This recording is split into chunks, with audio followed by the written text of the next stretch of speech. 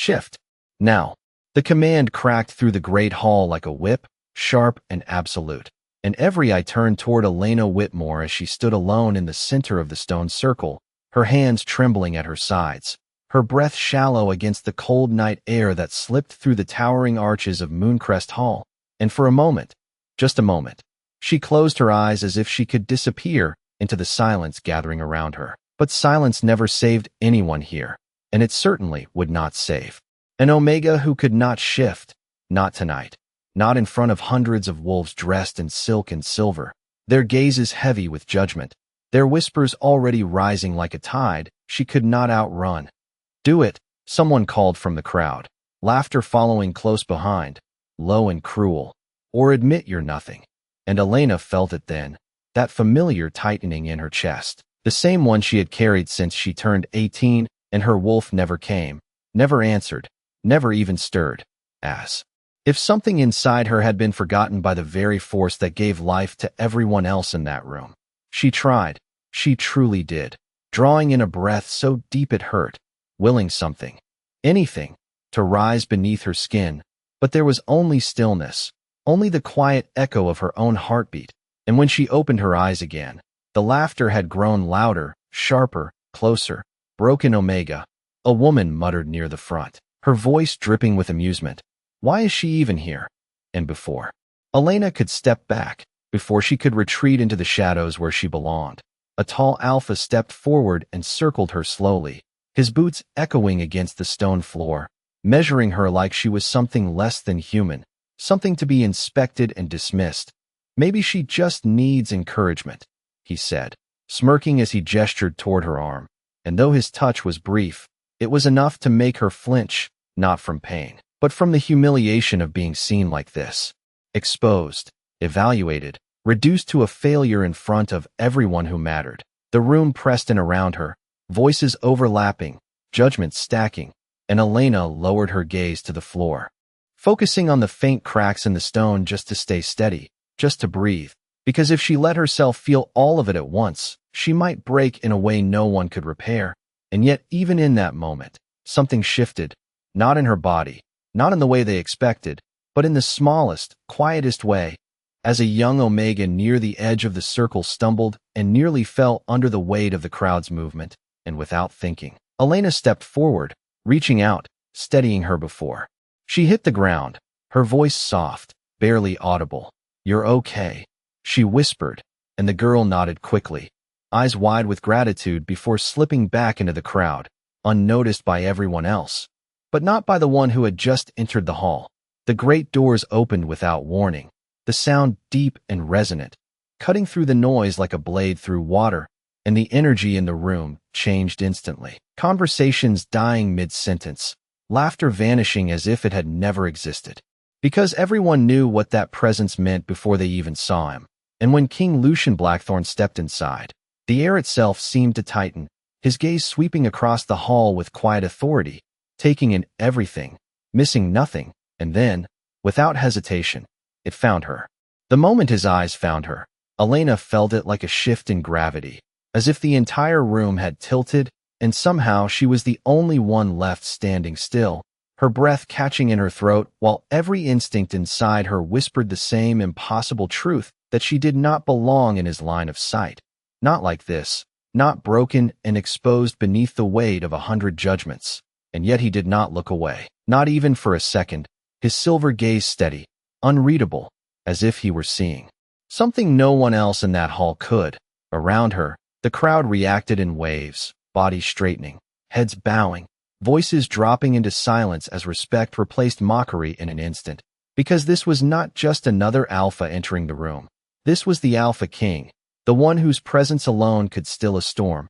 And Elena felt the shift ripple outward, the same people who had laughed seconds ago now, stepping back, creating space, distance, as if they suddenly remembered the rules they had so easily ignored.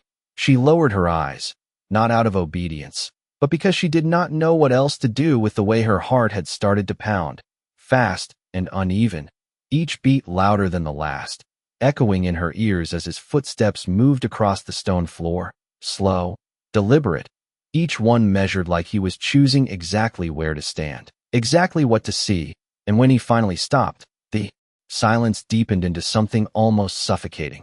Who brought her forward?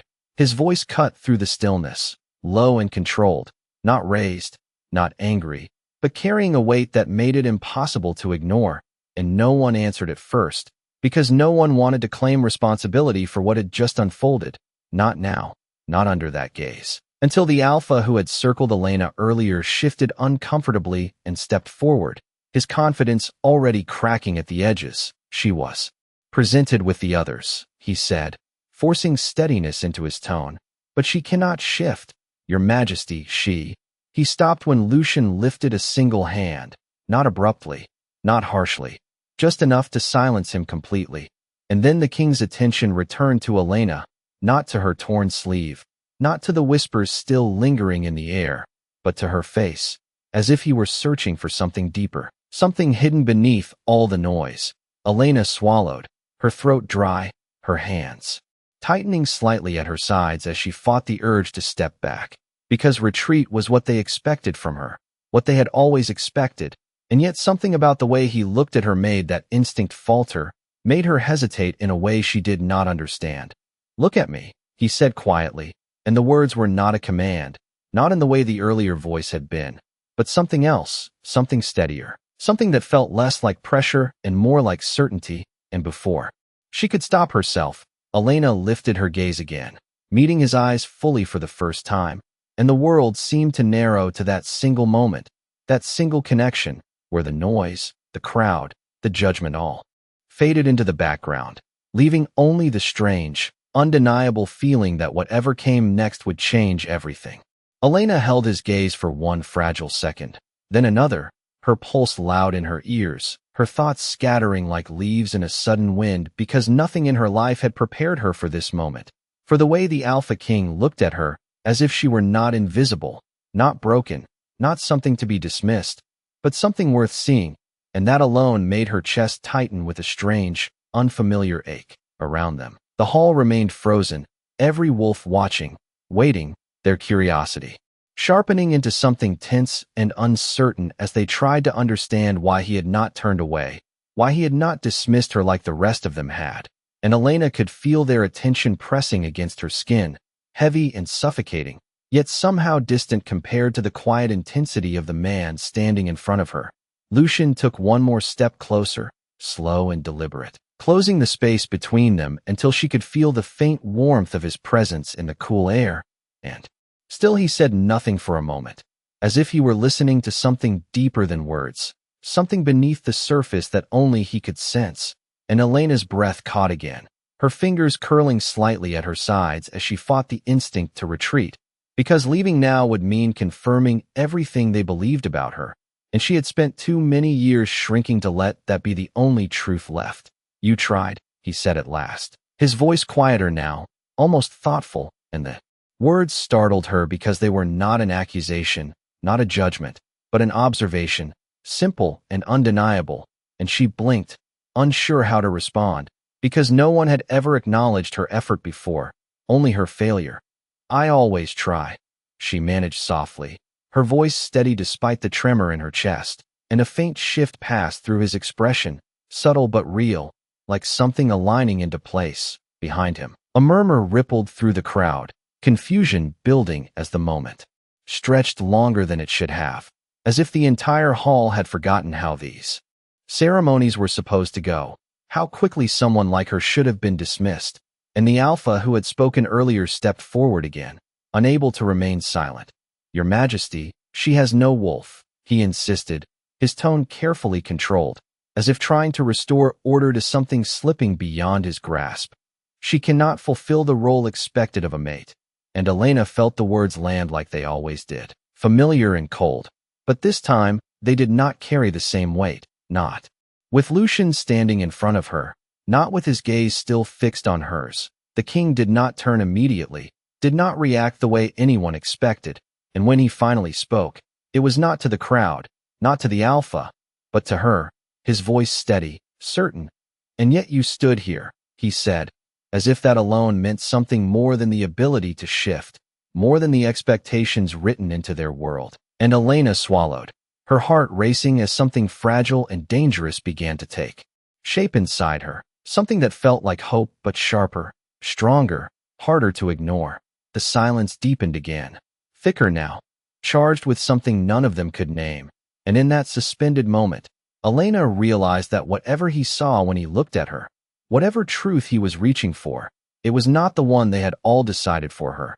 And for the first time in her life, she did not feel like she needed to apologize for that. The shift in the room was no longer subtle. It was unmistakable, like the air itself had changed direction, and every wolf present could feel it even if they did not understand it, even if they refused to accept it, because nothing about this moment was following the rules they had lived by. And Elena could see it in their faces now, the confusion replacing arrogance, the uncertainty replacing certainty, as if the ground beneath them had quietly begun to crack. Lucian's gaze never left her, not when the murmurs grew louder, not when the alpha behind him took another cautious step forward as if trying to regain control of a situation that was slipping beyond him. "Your Majesty," he said again, more carefully this time. "With respect, this is highly irregular." And the word lingered in the air, heavy with implication, because everything about Elena was irregular, had always been. And yet Lucian did not respond right away, did not acknowledge the challenge directly. Instead, he tilted his head slightly, studying her in a way that felt less like judgment and more like recognition, as if he were piecing together something long lost. Elena's heartbeat quickened under the weight of it, each second stretching longer than the last, and she became acutely aware of every detail, the faint flicker of torchlight against the stone walls, the distant sound of wind moving through the high windows, the subtle shift of bodies around her as the crowd leaned in without realizing it, drawn to something they could not name. "Tell me," Lucian said quietly, his voice cutting through the noise without force. "When did they decide what you were worth?" And the question struck her harder than any insult ever had, not because it was cruel, but because it was not, because it forced her to look at something she had spent years trying not to see. And for a moment she could not answer, her throat tightening as memories pressed forward, of whispers behind her back, of doors closing before she reached them, of every time she had been told, directly or indirectly, that she was less. "It was never a decision," she said finally, her voice soft but steady. "It just became the truth everyone agreed on." And a faint stillness followed her words, deeper than the silence before, because there was no defiance in them, no anger, just a quiet acceptance that somehow carried more weight than either. Lucian's expression shifted again, subtle but unmistakable, as if something in her answer had confirmed what he already suspected, and when he finally turned his head, it was not toward her, but toward the crowd, his gaze sweeping over them slowly, deliberately, and this time when he spoke, his voice carried farther, reaching every corner of the hall, without rising. "And you all agreed," he said, not asking, not accusing, simply stating what had already been done, and no one answered, because there was no answer that would not reveal exactly what they had shown him, exactly what they had done. Elena felt the weight of that moment settle over the room, heavy and unyielding, and for the first time, the silence did not belong to her alone, it belonged to all of them. And in that shared stillness, something shifted again, not in her body, not in the way they had always expected, but in the way she stood, the way her shoulders straightened just slightly, the way her gaze no longer dropped when others looked at her, because whatever Lucian saw when he looked at her, it was beginning to change the way she saw herself, and that was something no one in that hall had ever prepared for. No one moved, not immediately, because the weight of the king's words still hung in the air, pressing down on every shoulder in the room, and Elena could feel it shift again, not just around her but through her, like something inside her was slowly unfolding after years of being held too tightly. And for the first time, she was not shrinking beneath the attention, she was standing in it, uncertain but steady, her breath no longer shallow but measured, grounded. Lucian took a slow step back then, not retreating, but creating space as if he were allowing the moment to settle, his gaze still locked on her, as though she were the only constant in a room full of uncertainty. And the subtle movement sent another ripple through the crowd, because it was not what they expected, nothing about this was. And the alpha who had spoken before glanced around, searching for support that did not come. His confidence faltering as the silence stretched too long. "Your Majesty." Another voice spoke up this time, older, more cautious, an elder standing near the edge of the hall with hands folded tightly in front of him. "The ceremony has rules, traditions that have guided us for generations," and his tone was respectful but firm, as if clinging to structure was the only way to make sense of what was happening. An Omega who cannot shift cannot fulfill the bond as it is meant to be. And Elena felt the familiar sting of those words, not as sharp as before, but still there, still present, like an echo she could not entirely silence. For a moment, Lucian did not respond, his attention drifting briefly from her to the elder, and the pause alone was enough to make the entire hall hold its breath, because everyone understood that whatever he said next would define the outcome of this night, not just for Elena, but for the way they all understood their world. When he finally spoke, his voice was calm, almost quiet, but it carried with it a certainty that left no room for argument. "You speak of what is meant to be," he said, his gaze moving across the gathered wolves. "But you forget that what is meant to be is not always what is understood." And a faint stir passed through the crowd, subtle but undeniable, as if something foundational had just been challenged in a way they could not easily dismiss. Elena felt her heart race again, not from fear this time, but from something sharper, something rising in her chest that felt dangerously close to belief. And she tightened her hands slightly to steady herself, because believing in something like this, in something different, had never been safe before.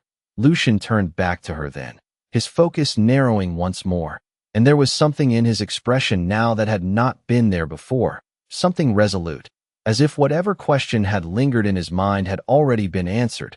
And when he stepped forward again, closing the distance he had just created, the movement felt deliberate, final, like the beginning of something no one in that hall could stop. Elena's breath caught her pulse quickening as every instinct told her that this was the moment everything would either break or change. And as he stood before her once more, the silence around them deepened into something almost sacred, something untouched by doubt or judgment. And for the first time in her life, Elena did not feel like she was waiting to be dismissed. She felt like she was about to be seen in a way that would leave no room for anyone to look away. Lucian stopped an arm's length away from her, close enough that Elena could feel the quiet steadiness of his presence, not overwhelming, not forceful, but undeniable, like standing near something vast and controlled. And for a moment neither of them spoke, because words suddenly felt smaller than the weight of what was unfolding, and the entire hall seemed to lean into that silence, every breath held, every expectation suspended.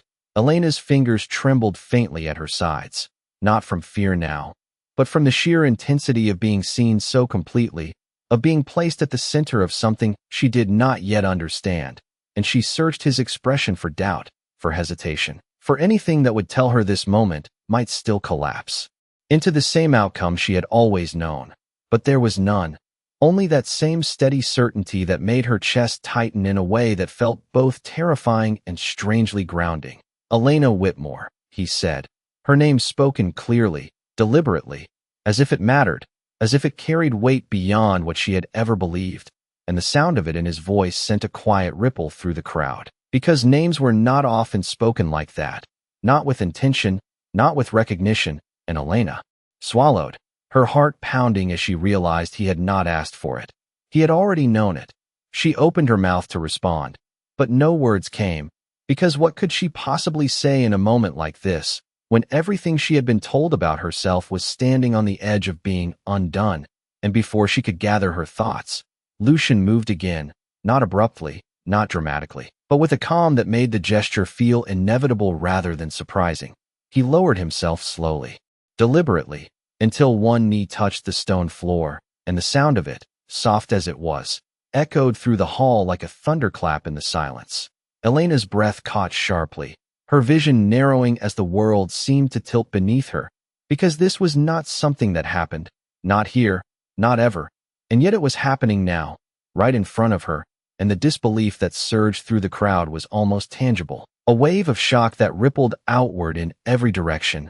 No one spoke, no one moved, because no one could reconcile what they were seeing with what they believed to be true, and Elena stood frozen, her mind struggling to keep up with the reality unfolding before her as Lucian lifted his gaze to meet hers from where he knelt, his expression unwavering, his voice steady and clear as he spoke the words that would fracture everything they thought they knew.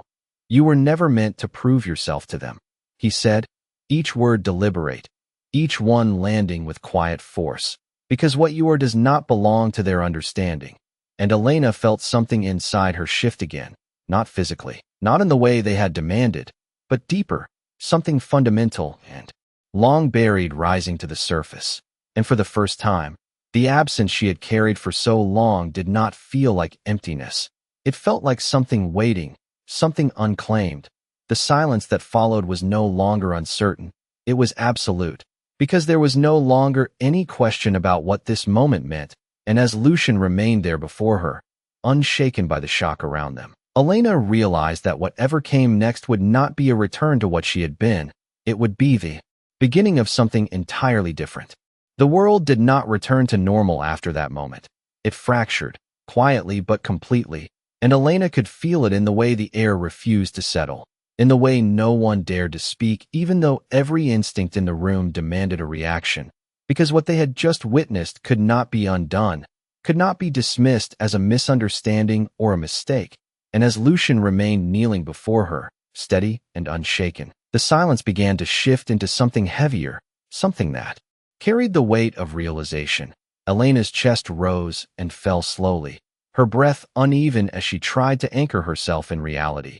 But reality itself felt distant, altered, as if she had stepped into a different version of her life without warning, and she found herself looking down at him, truly looking, not at the title, not at the power everyone else saw, but at the man who had just overturned everything she had believed about herself with a single action.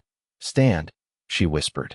Instinctively, the words slipping out before she could stop it, not as a command, but as a plea, because something about him kneeling there made her feel exposed in a way she did not understand, like she had been placed on a pedestal she had never asked for.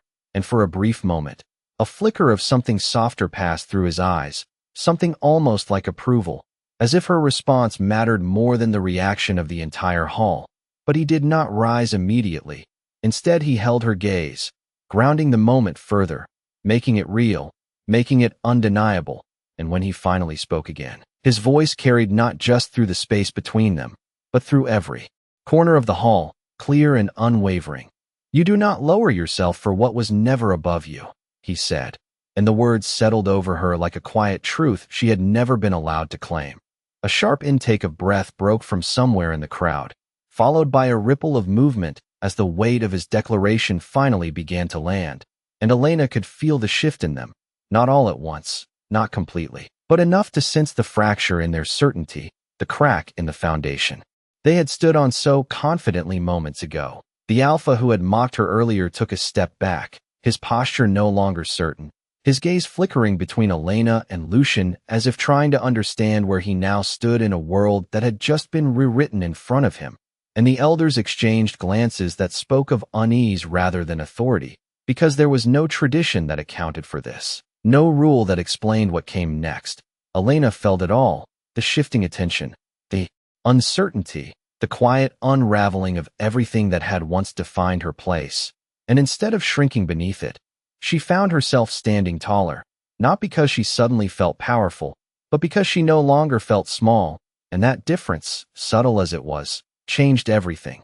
Lucian rose then, finally, the movement smooth and unhurried, and as he stood before her once more, the balance of the room seemed to shift again. But this time it did not feel like pressure, it felt like alignment, like something long out of place had finally settled where it belonged. And when his hand lifted slightly, not to take hers, not to claim her in a way that would draw attention, but simply to acknowledge her presence, Elena understood that this moment was not just about what he had done, it was about what she would become now that she had been seen, truly seen, and could never again return to being invisible. The hall did not erupt into chaos. It unraveled in something quieter, more unsettling, like a truth too heavy to be denied, but too foreign to be accepted all at once. And Elena could feel it in the way conversations did not return, in the way no one dared to laugh again, as if the sound itself had become forbidden in the presence of what had just occurred. She stood there, still at the center, but it no longer felt like a place of judgment. It felt like the axis around which everything else had begun to shift, and her gaze moved slowly across the crowd, meeting eyes that once dismissed her without thought, now filled with hesitation, with calculation, with something that almost resembled uncertainty. And it struck her then that nothing about her had changed in the way they always demanded. She had not transformed, had not proven herself through the standards they valued. And yet everything had changed because someone powerful had chosen to see her differently. Lucian remained beside her now, not towering over her, not overshadowing her presence, but standing in a way that made it clear she was not alone in this space anymore. And that alone altered the balance of the room in a way no one could ignore. The elder who had spoken before stepped forward again, slower this time, more measured, his expression careful as if every word now carried greater risk. "Your Majesty," he began, his voice respectful but no longer firm. "If this is to be recognized, then it must be declared before the council and the Pax." And the implication hung there, heavy with consequence, because what had begun as a moment was now pressing toward becoming something permanent, something that would ripple far beyond this hall. Elena felt the weight of that settle over her, not crushing, but real, undeniable, and her heartbeat quickened as she realized this was no longer just about surviving the night. It was about stepping into something she had never imagined for herself, something that would demand more than silence, more than endurance. Lucian turned his head slightly, acknowledging the elder without breaking the calm that surrounded him, and when he spoke, his voice carried the same quiet authority that had already reshaped the room. "It will be declared," he said simply, not as a promise, but as a certainty, and the finality of it left no room for doubt, no space for negotiation. A ripple passed through the crowd again, stronger this time, as realization deepened into acceptance, reluctant or otherwise, and Elena could feel their attention shifting once more, not away from her, but toward her in a different way, no longer as something to be dismissed, but as something they now had to understand, to reconsider, to place within a world that no longer fit the same shape. She drew in a slow breath, steadying herself as the weight of it all settled into something she could hold, something she could stand within without breaking. And when her gaze returned to Lucian, there was something new in her expression, not just uncertainty, not just disbelief, but the beginning of something stronger, something that felt like acceptance of a truth she had not chosen but could no longer deny. And as the torches flickered along the stone walls and the night pressed quietly against the high windows, Elena realized that this moment was not the end of her humiliation. It was the end of her invisibility, and whatever came next would not be shaped by what they had called her, but by what had just been revealed in front of them all. No one spoke after that, not because there was nothing left to say, but because the truth had already settled into the room in a way that words could not change, and Elena stood there, steady in a silence that no longer felt like isolation, but like something earned, something shared, something that had finally shifted beyond her control and into something larger than fear.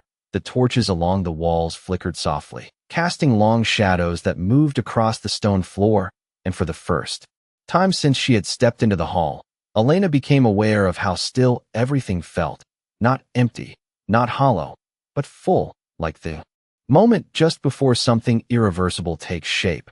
She turned her gaze slowly, taking in the faces around her, the same people who had once defined her place without question, and now they could not meet her eyes for long.